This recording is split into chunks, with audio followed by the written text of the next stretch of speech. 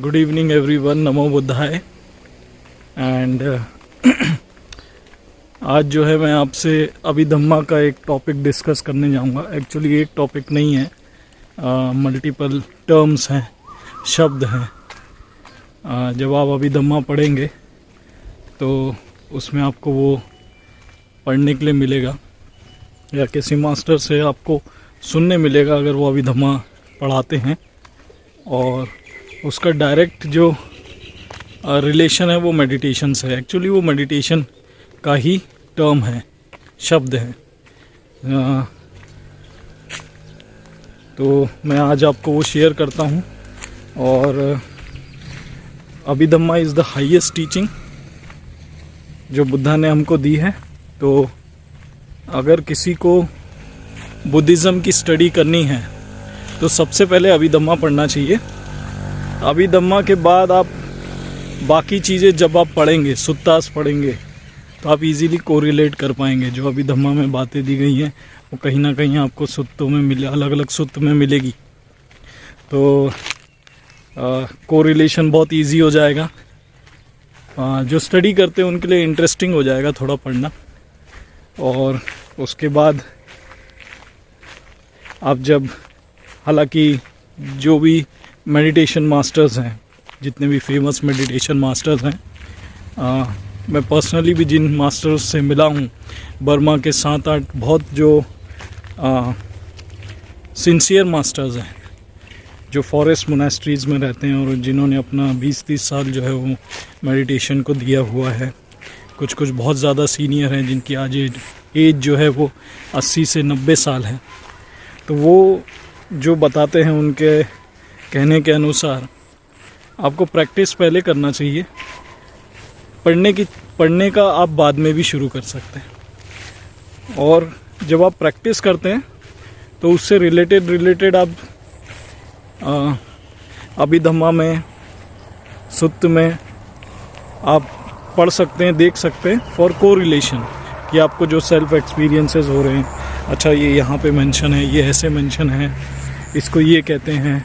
बहुत सारे लोगों को पाली टर्म्स नहीं आते होंगे समझ में, लेकिन जब आप मेडिटेशन करेंगे उसके बाद आप पढ़ेंगे उसको तो इजीली कोरिलेट कर पाएंगे। अच्छा ये इस टाइप का हमको एक्सपीरियंस हुआ, इसे ये कहते हैं, है ना।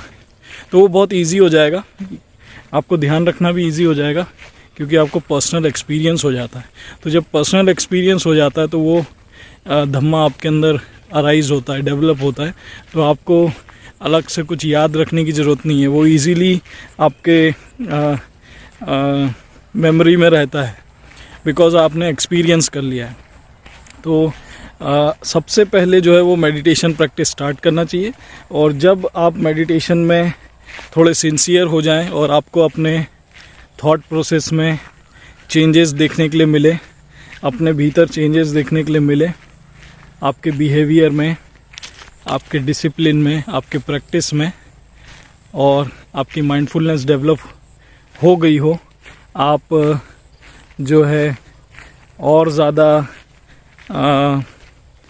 समाधि में स्ट्रांग हो गए हैं, तो आप जो है उसके आधार पे कोरिलेट करने के लिए फिर स्टडी कर सकते हैं। बट पहले स्टडी करने से क्या होता है, आप बहुत सारा पढ़ तो लेंगे बट आप बहुत सारी चीज़ों में कंफ्यूज रहेंगे, क्योंकि हम सेल्फ स्टडी करते हैं। मास्टर्स हमारे पास में अवेलेबल होते नहीं हैं, स्पेशली इन इंडिया। अभिधम्मा तो बहुत कम लोग पढ़ाते हैं। आई वॉज लकी कि मुझे भंते कोविसंदा ने, और हम बहुत सारे लोग थे, 30, 35, 40 लोग, जिन्होंने अशोका बुद्ध विहार में सबसे पहले जो है अभिधम्मा स्टडी किया। क्योंकि उनकी मोनेस्ट्री में चैंटिंग्स ही होती थी, उनकी मोनेस्ट्री में मेडिटेशन नहीं सिखाते थे। उन्होंने बोला कि कोई दूसरी मोनेस्ट्री मेरे को देखनी पड़ेगी, कोई मास्टर देखना पड़ेगा जो मुझे जो है मेडिटेशन सिखाए। तो उन्होंने एक मोनेस्ट्री का पता किया और अपने सारे जितने भी मॉन्क्स उनके साथ में बचपन से थे उन सब से विदा लिया। अपने टीचर्स को से परमिशन ली कि मुझे जाना है मेडिटेशन सीखने, उनके मास्टर्स ने भी अलाउ किया। तो इस तरीके से 15 साल एक मोनेस्ट्री में रहने और वहाँ सारा सीखने के बाद में, समय देने के बाद में, वो एक दूसरी मोनेस्ट्री में गए, पंडिताराम मोनेस्ट्री उनको कहते हैं। और वहाँ जाके उनसे सीखा, मास्टर से। शैडो बोलते हैं बहुत सीनियर मास्टर्स को बर्मा में, तो उनसे सीखा।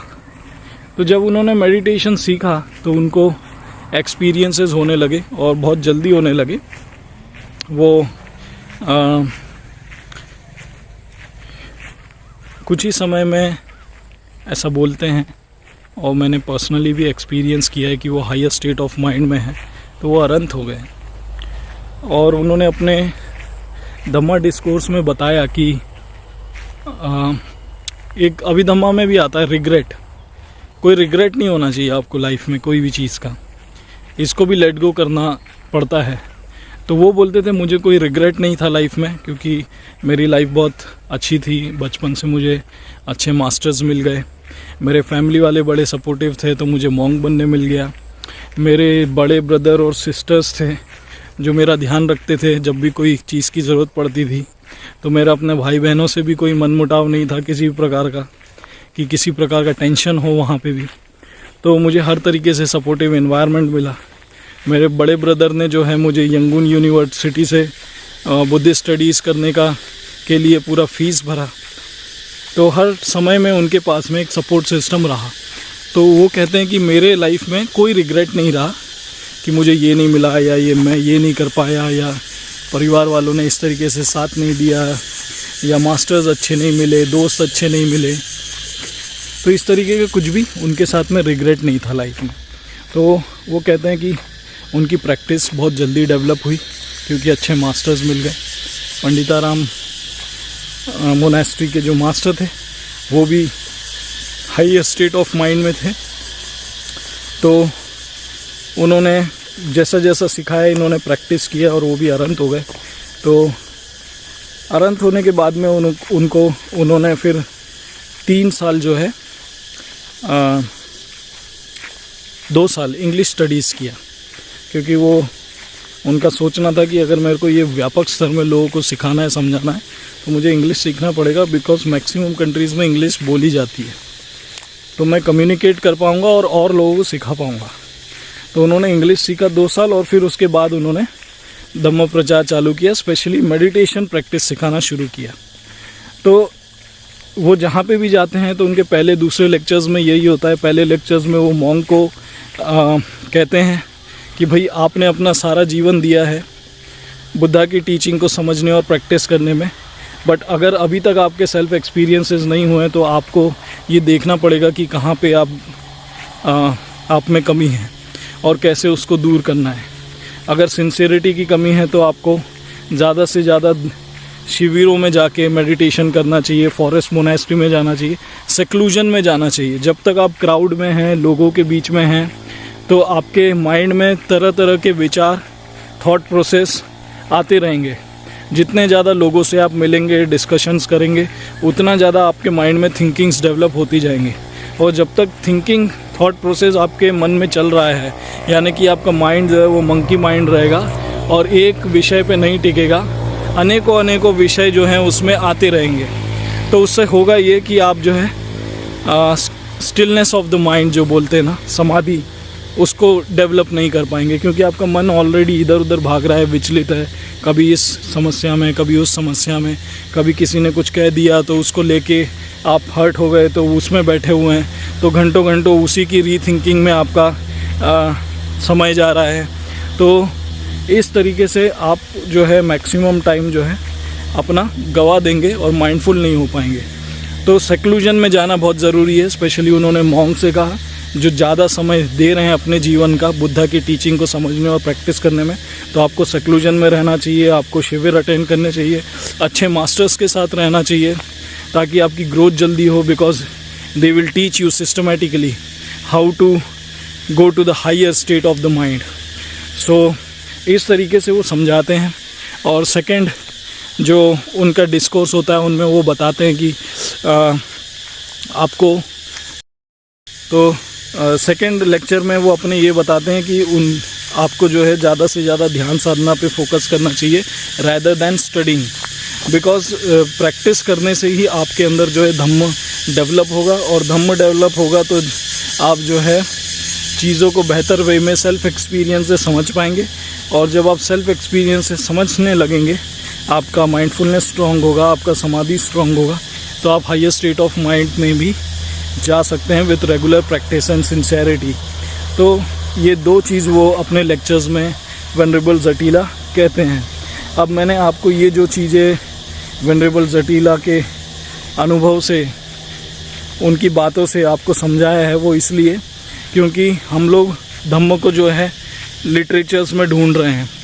लेकिन होता क्या है, which is well and good, आप अगर नॉलेज लेना चाहते हैं, इन्फॉर्मेशन लेना चाहते हैं, तो आपने कोई किताब पढ़ ली, धम्मपद पढ़ लिए, सुत्त पढ़ लिए, बहुत सारे सुत्ताज अवेलेबल हैं, उसके PDF भी अवेलेबल हैं, मज्जिम निकाय है, उसको पढ़िए।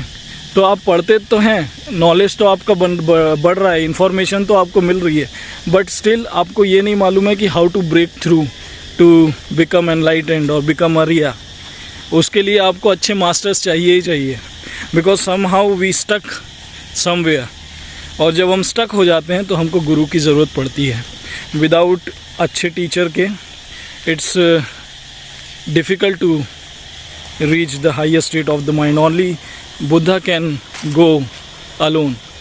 रेस्ट हम सबको कोई ना कोई अच्छे टीचर्स की समय समय पे ज़रूरत पड़ती है। तो ये मैं आपको इसलिए समझा रहा था क्योंकि अभी जो मैं आपको अभिधम्मा में जो टर्म है वो समझाना चाहता हूँ, लेकिन उसके पहले इम्पोर्टेंस ऑफ मेडिटेशन आपको जानना ज़रूरी है था। और जो टीचर्स जो हाईली एक्सपीरियंस हैं, जिन्होंने अपनी पूरी लाइफ दे दी और अभी वो 80-90 ईयर्स के हैं, तो उनके अनुभव से हम पहले ही समझ लें, सीख लें और उस थॉट प्रोसेस को अडेप्ट कर लें और ज़्यादा से ज़्यादा जो है प्रैक्टिस में फ़ोकस करें। जितना ज़्यादा प्रैक्टिस में फ़ोकस करेंगे उतना ज़्यादा हमारा कॉन्फिडेंस धम्मों में बढ़ता जाएगा। और जो चीज़ हम लिटरेचर में ढूंढ रहे हैं वो हम सेल्फ एक्सपीरियंस कर पाएंगे। और जब आप सेल्फ एक्सपीरियंस कर पाएंगे तो आपका कॉन्फिडेंस स्ट्रांग हो जाएगा। धीरे धीरे एक स्टेज आएगी हाईएस्ट स्टेट ऑफ माइंड में, जब आपका कॉन्फिडेंस अनशेकेबल हो जाएगा। That is the first step to become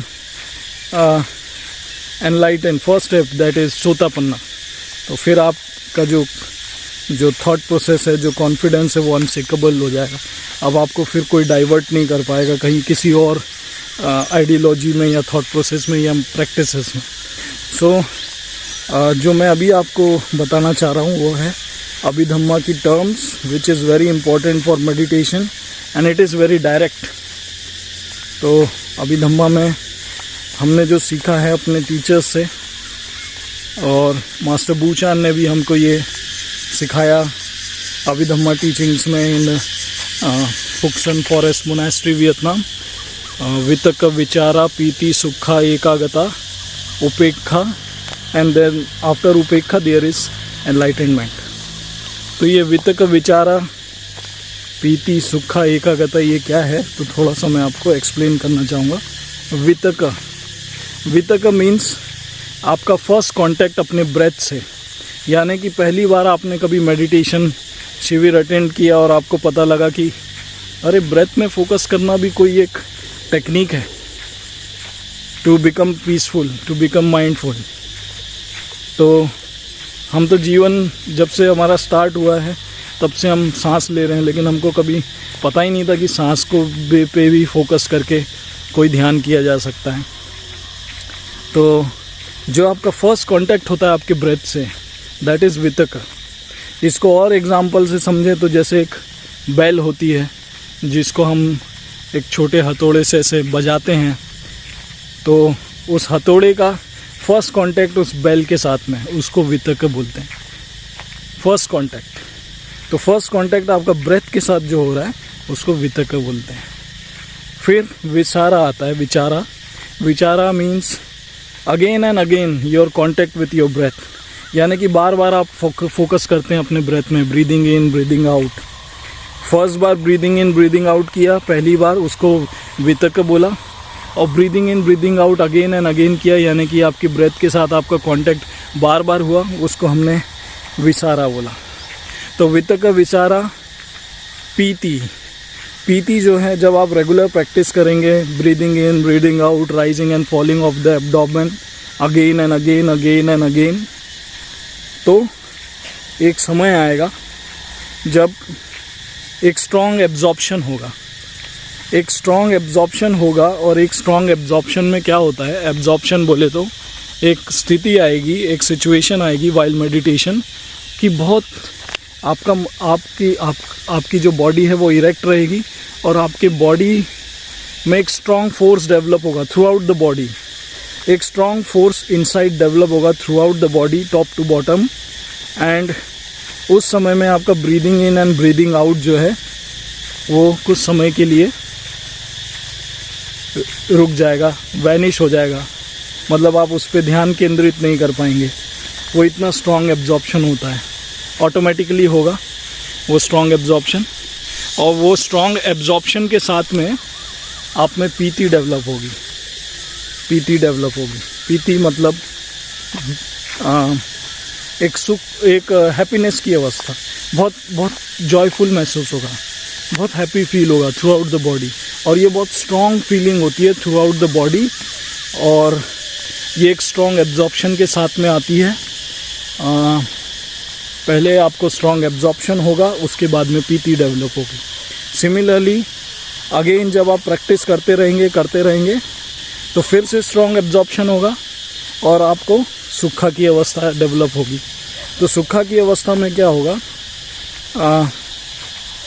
जैसे एक जंगल में हैं आप, और जंगल तो है लेकिन जंगल पूरा साइलेंट है। ना उसमें कीट पतंगों की आवाज़ है, ना उसमें चिड़िया की आवाज़ है, ना उसमें जानवरों की आवाज़ है, ना उसमें मोर की आवाज़ है, किसी की आवाज़ नहीं है। जंगल पूरा साइलेंट है। ऐसा वो सुख की अवस्था होगी, बहुत शांत अवस्था होगी, है ना। तो इस तरीके का होगा। तो ये भी स्ट्रॉन्ग एब्जॉर्प्शन के साथ आएगा। एक स्ट्रॉन्ग फोर्स डेवलप होता है बॉडी के अंदर वाइल मेडिटेशन, जो आपकी बॉडी को इरेक्ट भी रखता है, जो पूरे ऑल ओवर द बॉडी आपको वो strong force inside, from inside आपको समझ में आएगा।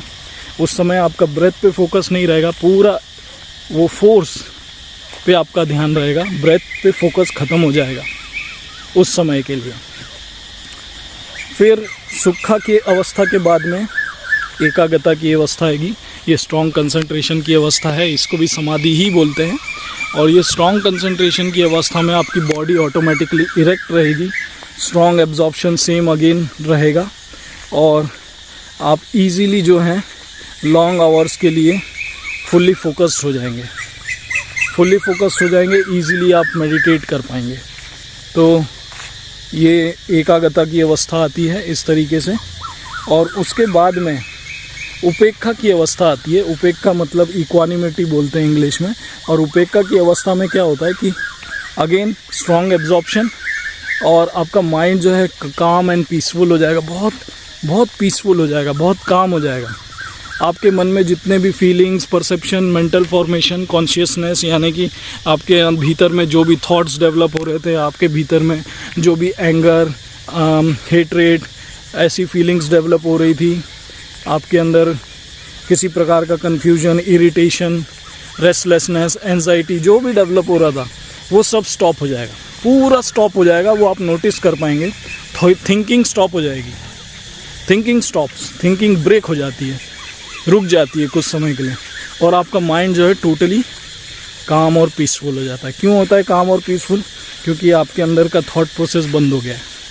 आप अलग अलग विचारों में, आपका माइंड जो इधर उधर भग रहा था, वो रुक जाता है कुछ समय के लिए। It is not permanent. So कुछ समय के लिए वो रुक जाएगा। तो जैसे ही आपका माइंड इधर उधर भागना रुक जाता है, थॉट प्रोसेस रुक जाता है, थिंकिंग रुक जाती है, तो माइंड काम हो जाता है, पीसफुल हो जाता है। इसको उपेक्षा की अवस्था बोलते हैं। और किसी में ये 7 दिन तक रहता है, किसी में 1 घंटा रहता है, 2 घंटा रहता है, किसी में 2 दिन रहता है। मेरी कंडीशन में ये 2 दिन था, तो माइंड जो है वो काम और पीसफुल था एकदम।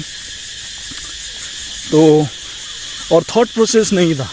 तो शुरू में ऐसा लग रहा था कि थॉट प्रोसेस कहाँ गया, क्यों नहीं है, सोच विचार डेवलप क्यों नहीं हो रहे, अलग अलग थिंकिंग्स क्यों नहीं डेवलप हो रही, अलग अलग विषय क्यों नहीं आ रहे ब्रेन में,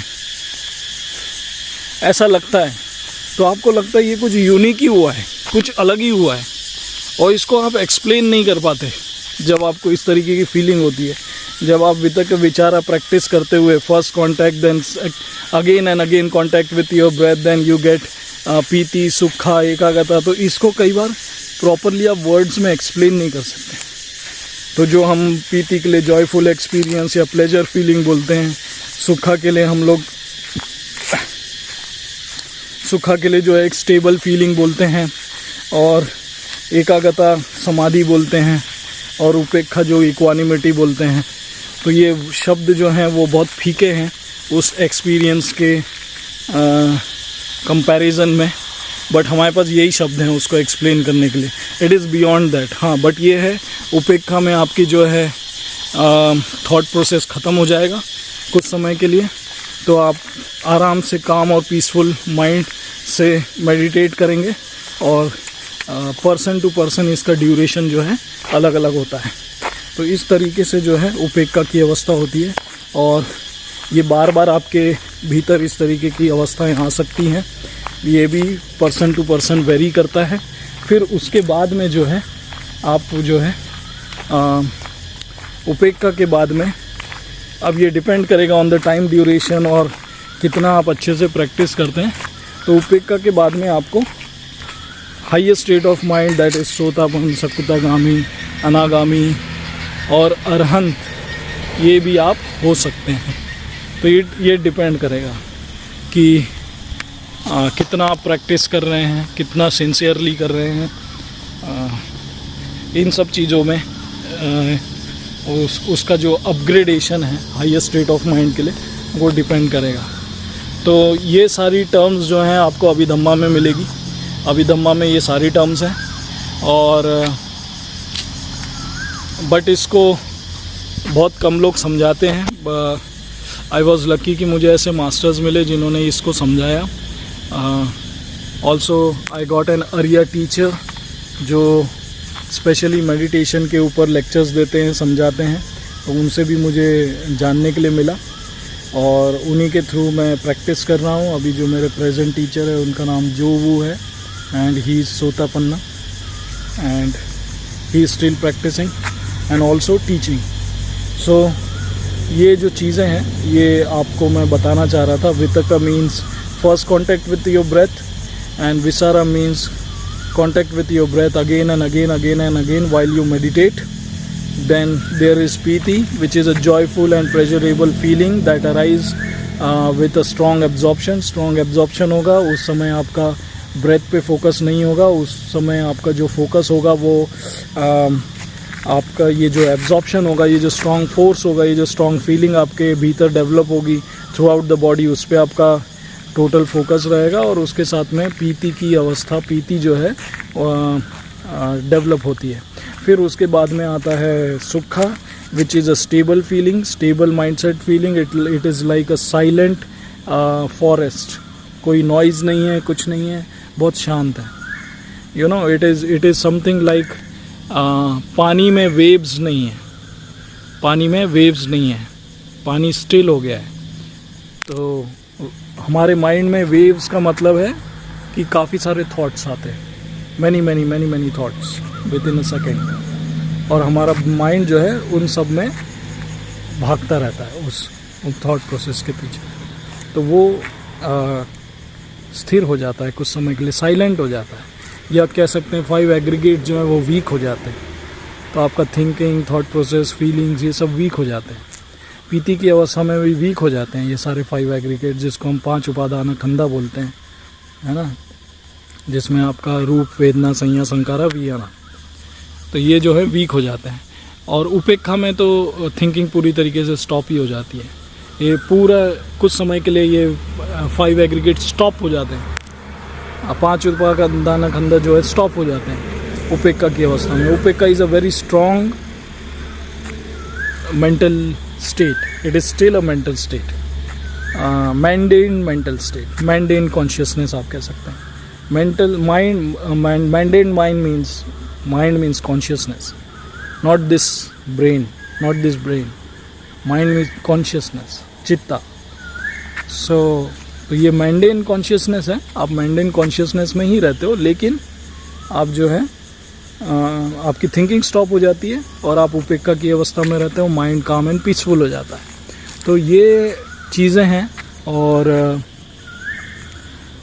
मैं आपको बताना चाह रहा था। और उपेक्षा की अवस्था के बाद में जो है निर्वाण की अवस्था है, 4 स्टेजेस जो हैं अरिया के, सोतापन, सकृतागामी, अनागामी है, नारंता। तो अगर आप उपेक्षा स्टेट ऑफ माइंड तक पहुंच गए, मीन्स आप ऐसे व्यक्ति हैं जो जैसे बहुत क्राउडेड एरिया है, बहुत सारे लोग हैं, शोर शराबा है, आवाज़ें हैं, बट आप तो भी एकांत में हैं। आप क्राउड में हैं लेकिन आप पीसफुल हैं। और it's a very different state of mind. इसको एक्सपीरियंस करेंगे तो बहुत आपको अच्छा भी लगेगा, because it is a very good experience. But आपको ये सारे एक्सपीरियंस के प्रति अटैच नहीं होना है, इनसे भी डिटैच होना है। अगर किसी को पीती की अवस्था आ गई है तो आप उससे अटैच मत होइए, उससे डिटैच रहिए। अगर आपको सुक्खा की अवस्था डेवलप हो गई है तो भी आप जो है उससे अटैच मत रहिए, डिटैच हो जाइए, है ना। आप बार बार ये क्रेविंग मत कीजिए, तन्हा डेवलप मत कीजिए कि अरे मेरे को तो फिर से पीती की अवस्था चाहिए, अरे मेरे को तो फिर से सुक्खा की अवस्था चाहिए। ये आप करेंगे तो फिर आप उलझन में पड़ जाएंगे, क्योंकि अगर आपको पीती की अवस्था नहीं डेवलप हुई फिर से तो आप रेस्टलेस हो जाएंगे, एंजाइटी डेवलप होगी, आपको दुख उत्पन्न होगा। आपको सुक्खा की अवस्था फिर से नहीं मिली, फिर आप दुखी हो जाएंगे, एंजाइटी में रहेंगे, रेस्टलेस में रहेंगे, है ना। तो ये नहीं करना है, हमको उससे डिटैच होना है। जो भी फीलिंग्स डेवलप हो रही हैं, जो भी अंदर हमारे धम्म डेवलप हो रहा है, उसको देखना है और आगे बढ़ जाना है, प्रैक्टिस करते रहना है। जैसे कि हाईवे में हम लोग गाड़ी चलाते हैं, क्योंकि मैं बहुत ट्रैवल करता हूँ तो इसको मैं इस तरीके से कोरिलेट करता हूँ कि मैं कार चला रहा हूँ और मैं कई 200-250 किलोमीटर कार चलाने के बाद में कोई चाय की गुमटी में रुकता हूँ चाय पीने के लिए, और फिर कहीं रुकता हूँ तो मैं लंच करता हूँ, फिर कहीं रुकता हूँ तो मैं डिनर करता हूँ, और इवनिंग की भी चाय कहीं पीता हूँ। तो ये इस तरीके से ये स्टेशंस हैं, ये पॉइंट्स हैं जहाँ हमको कुछ ना कुछ एक्सपीरियंसेस होंगे। वो एक्सपीरियंस लिया आगे बढ़ गए, वो एक्सपीरियंस लिया आगे बढ़ गए, हम रुकते नहीं हैं। तो हमने चाय पी, हम आगे बढ़ गए, फिर आगे जाके लंच किया, फिर हम रेस्ट लिया, फिर आगे बढ़ गए, फिर शाम की चाय पी, फिर थोड़ा सा रेस्ट लिया, फिर आगे बढ़ गए, डिनर लिया, फिर आगे बढ़ गए कहीं, फिर जाके फाइनल रेस्ट हमने किसी होटल में लिया। तो वो जो फाइनल रेस्टिंग है वो निर्वाणा का रेस्टिंग है, कि उसके बाद आप फिर रिलैक्स कर सकते हैं, क्योंकि आपने सब एक्सपीरियंस कर लिया है। तो इस तरीके से मैं कोरिलेट करता हूँ कई बार। तो आपको जो है अटैच नहीं होना है इन सारी चीज़ों से, बट ये रेगुलर प्रैक्टिस मांगता है, इतना आसान नहीं है। सिंसेरिटी चाहिए, बहुत डिसिप्लिन चाहिए। बाहर जो भी हो रहा है उसको आपको इस तरीके से देखना पड़ता है कि सारी सिचुएशंस, इमोशंस, फीलिंग्स, आपके आसपास का वातावरण जो भी हो रहा है, अभी घटित हो रहा है, वो टेम्पररी है, वो वैसे ही नहीं रहने वाला है, और वैसे ही नहीं रहेगा, मीन्स चेंज होता रहेगा, चेंज होता रहेगा। तो हमें जो है उस पर इतना ज़्यादा वो नहीं करना है। और जब हम इस तरीके की डिटैचमेंट की प्रैक्टिस करते हैं कि सब कुछ इम्परमानेंट है, तो इसको हम लोग बोलते हैं योनिसो मनसिकारा। बुद्धिज़्म की लैंग्वेज में, पाली लैंग्वेज में योनिसो मनसिकारा मीन्स अनित्य है, सब कुछ दुख है। जिसको हम सुख समझ रहे हैं वो भी बाद में हमको दुख लगने लगता है। और अनत्ता है, यानी कि सब कुछ इम्परमानेंट है, एक जैसा नहीं रहता है ना। Anatta means anatta means non self, means मैं मेरा जैसा कुछ भी नहीं है, मैं मेरा जैसा कुछ नहीं है। मैं बोलता हूँ कि ये मेरी चीज़ है, ये मेरी संपत्ति है, मेरी प्रॉपर्टी है, मेरा परिवार है ना, मेरे बच्चे हैं, कुछ भी मैं मेरा नहीं है। सब कुछ कॉज एंड इफ़ेक्ट के कारण डेवलप होता है, और कॉज एंड इफ़ेक्ट के कारण ही वो जो है समाप्त हो जाता है। हमारे कर्मों के आधार पे हमको नया जीवन मिलता है, और इस तरीके से वो जीवन बदलता रहता है। कभी हम प्राणी योनि में जाएंगे, कभी हम ह्यूमन फॉर्म्स में यहाँ आएंगे, कभी हम हायर रेल्म्स में जाएंगे, अपने पुण्य कर्म और अपने जो बुरे कर्म हैं, अकुशला कर्म है, उसके आधार पे। तो सब कुछ कॉज एंड इफ़ेक्ट है, कुछ भी परमानेंट नहीं है। जो भी हम देखते हैं हमारे इर्द गिर्द, आप देखेंगे सब कुछ बदलता रहता है। हमारी आयु भी बदलती रहती है, हमारा शरीर भी बदलता रहता है, हमारे आसपास का माहौल भी बदलता रहता है, सब कुछ चेंज होता रहता है, वेदर भी चेंज होते रहते हैं, है ना। और पेड़ की शाखाओं से पत्ते भी जो है सूख के झड़ जाते हैं, वो हमेशा हरे भरे नहीं रहते। तो सब कुछ अनित्य है। इसको योनिसो मनस्सिकारा बोलते हैं। तीनों फीलिंग्स को मिला के योनिसो मनस्सिकारा बोलते हैं। अनित्य है, दुख है और अनत्ता है, यानी कि नॉन सेल्फ है। तो जब आप मेडिटेशन करेंगे तो नॉन सेल्फ की फीलिंग भी आपके अंदर भीतर डेवलप होगी, तो आपको समझ में आ जाएगा। इसको नामा रूपा परिच्छेदा ज्ञाना करके बोलते हैं। मीन्स आपको समझ में आता है कि नाम क्या है, रूप क्या है, आप उसको ब्रेक करके देख लेते हैं, एग्जामिन कर लेते हैं वाइल्ड मेडिटेशन। तो उससे आपको नॉन सेल्फ की फीलिंग समझ में आ जाती है।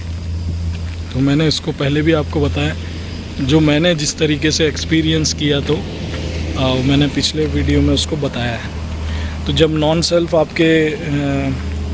नॉन सेल्फ की फीलिंग आपको समझ में आ जाती है प्रैक्टिकली बाय एक्सपीरियंस, देन आपको और ज़्यादा आप सिंसियर हो जाते हो आपके मेडिटेशन प्रैक्टिस में कि ओ अच्छा, ये जो बताया वो तो ऐसा है, फैक्ट है, मतलब ये सब रियलिटी है। तो जब आप रियलिटी को खुद एक्सपीरियंस कर लेते हो तो फिर आपको आगे प्रॉब्लम नहीं होती है, आप इजीली जो है मेडिटेट कर पाते हो और आपका कॉन्फिडेंस भी कुछ परसेंटेज में बढ़ जाता है, बिकॉज आपको सेल्फ एक्सपीरियंस होने लगे। ये सब प्रज्ञा है जो डेवलप होती है, अलग अलग तरीके की प्रज्ञा डेवलप होती है। तो वो प्रज्ञा डेवलप होने से जो है आपका प्रैक्टिस इजी हो जाता है। इसलिए जितना ज़्यादा आप माइंडफुल होते जाएंगे उतना ज़्यादा समाधि डेवलप होगी, उतना ज़्यादा आप में विजडम डेवलप होगी। और आपको जब आप प्रैक्टिस कर रहे हैं तो आपको पेशेंस होना ज़रूरी है, एफर्ट्स करना ज़रूरी है। अगर आपको कहीं कोई अच्छा मास्टर मिलता है जो सिखा सके तो उनसे सीखिए, क्योंकि जो एक्सपीरियंस मास्टर हैं उनसे जब आप सीखते हैं तो आप जल्दी प्रोग्रेस करते हैं। ऐसा मैंने पर्सनली भी फील किया जब मैं वेनरेबल जटीला के साथ में 1 महीने के शिविर में था। तो उन्होंने जैसा जैसा सिखाया उस बेसिस में जब प्रैक्टिस किया तो मुझे बहुत जल्दी एक्सपीरियंसेस वहाँ पे भी हुए। और जो वो मेरे टीचर हैं जिनसे मैं सीख रहा हूँ 3-3.5 साल से, उन्होंने जो सिखाया उसके बदौलत ही काफ़ी सारे एक्सपीरियंस जो मेरे को हुए हैं टिलुपेक का, वो उन्हीं के बदौलत हुए हैं। तो एक अच्छा टीचर आपको सही डायरेक्शन देने वाला और कैसे प्रैक्टिस करना है वो मिल गया तो आप समझ लो जैकपॉट लग गया, आपका लॉटरी लग गई। तो आप फिर प्रोग्रेस बहुत फास्ट करेंगे, आपको चीज़ें बहुत जल्दी समझ में आएंगी, आपको लिटरेचर की ज़रूरत नहीं पड़ेगी। अब ये जो है सिंपल लाइन है, वितक विचारा पीति सुखा एकाग्रता उपेक्षा, एक लाइन में पूरा मेडिटेशन है हाईएस्ट स्टेट ऑफ माइंड तक। अब जिसको ये समझ में आ गया उसको कोई दूसरा कुछ पढ़ने की ज़रूरत ही नहीं है। नॉलेज के लिए पढ़ सकता है, इन्फॉर्मेशन के लिए पढ़ सकता है, बट प्रैक्टिशनर के हिसाब से उसको और कुछ की ज़रूरत ही नहीं है। अगर इस चीज़ को कोई उसको बेटर वे में समझा दे, ईजी वे में समझा दे, इसका क्या मीनिंग है, प्रैक्टिस में कैसे इम्प्लीमेंट होता है, ख़त्म। तो जो बहुत स्ट्रॉन्ग मेडिटेटर्स हैं वो बहुत स्टडी करने वाले लोग नहीं हैं। मैं जितने भी मिला हूँ कम से कम 10 ऐसे मास्टर्स से मिला मैं जो स्ट्रॉन्ग मेडिटेटर्स हैं, लेकिन लिटरेचर पे उनका ज़ोर नहीं है। वो दूसरों को ये नहीं बोलते कि आप ये लिटरेचर पढ़ो, ये किताब पढ़ो, ये सुत्त पढ़ो, ऐसा नहीं बोलते वो, जबकि उनको नॉलेज है, काफ़ी सुत्ता का नॉलेज है। वो चाहे तो एक्सप्लेन करते हैं, तो वो बहुत सारी चीज़ें लिटरेचर से एक्सप्लेन करते हैं और कर सकते हैं, बट वो इजी वे में समझाते हैं। और वो कहते हैं कि आपको ज़्यादा लिटरेचर पढ़ने की ज़रूरत नहीं है, आपको प्रैक्टिस ज़्यादा करने की ज़रूरत है, आपको उसका शेड्यूल बनाने की ज़रूरत है, ताकि आप हाईएस्ट स्टेट ऑफ माइंड को इसी जीवन में अचीव कर सकें। तो मेरा भी जो मेडिटेटर प्रैक्टिशनर्स हैं, जो बिगनर्स हैं या जो स्ट्रॉन्ग मेडिटेटर्स हैं, अच्छे मास्टर्स ढूंढिए। और अगर आपको ऐसे ही समझ में आता है बहुत सारी चीज़ें तो वेल एंड गुड, आप खुद ही घर में प्रैक्टिस कीजिए। शुरुआत में 3-4 घंटे भी आपने दिए तो वो बहुत है, शिविरों में हम 10 घंटे शायद देते हैं, आई थिंक सो, या उससे ज़्यादा, I don't know, I think so 10 घंटे हम लोग देते हैं पूरे दिन भर के शेड्यूल में, 10-12 घंटे। तो एटलीस्ट घर में आप 4 घंटे निकालिए, जो थोड़े से स्ट्रॉन्ग मेडिटेशन प्रैक्टिशनर्स हैं। इनिशियल वाले तो 1-2 घंटे करेंगे तो उनको बिगनिंग के हिसाब से बूस्टअप करने के लिए काफ़ी है। सो मेरा बस यही आपको आज समझाना था कि ये जो अभिधम्मा की टर्म्स है वो क्या है और कैसे इसको सेल्फ एक्सपीरियंस आप कर सकते हैं। Rising and falling of the abdomen पे ध्यान दीजिए। महर्षि shadow technique is the best. आपका जब आप सांस लेते हैं भीतर, आपका पेट बाहर की तरफ आता है, तो आप मन में कहिए राइजिंग, और जब आप सांस छोड़ते हैं आपका पेट अंदर की तरफ जाता है तो बोलिए फॉलिंग। ये मन में आप बोल सकते हैं। राइजिंग एंड फॉलिंग बार बार इसलिए बोलना है क्योंकि राइजिंग एंड फॉलिंग बोलने से आपका माइंड जो है और कहीं नहीं भगेगा, केवल आपके मेडिटेशन ऑब्जेक्ट पे यानी कि ब्रेथ पे रहेगा। तो आप देखेंगे कि कई बार आपका मन भटक जाता है और राइजिंग एंड फॉलिंग आप बोलना भूल जाते हैं और आपका फोकस भी चला जाता है। फिर आप कम बैक करते हैं, फिर आप राइजिंग एंड फॉलिंग करते हैं एब्डोमेन का। इस तरीके से होता जाएगा। एक समय आएगा कि आप देखेंगे कि आप मेडिटेशन में बैठे हैं और ऑटोमेटिकली आपका मेडिटेशन लग गया है, माइंडफुलनेस हो गई, डेवलप हो गई है, समाधि डेवलप हो गई है within few seconds, few minutes और विद इन फ्यू आवर्स।